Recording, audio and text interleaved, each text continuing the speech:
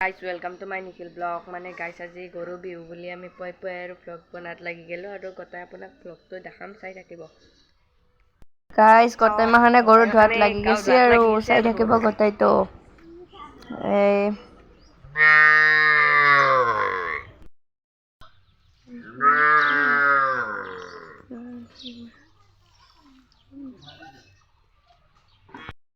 এই গাইজ কাপোৰ পিন্ধি আহি গ'লোঁ এবাৰ চবে ফটো উঠাত লাগি গৈছে আৰু আমিও এতিয়া ফটো উঠিবলৈ আহিছোঁ কিন্তু চিনাৰী কিন্তু বোলে ভাল পালা কাৰণে এতিয়া উঠিবলৈ ধৰিলা গাইজ ঠিক চাওঁ ফটো উঠাতে লাগি গৈছে ভাল লাগিছে বোলে আপোনাৰ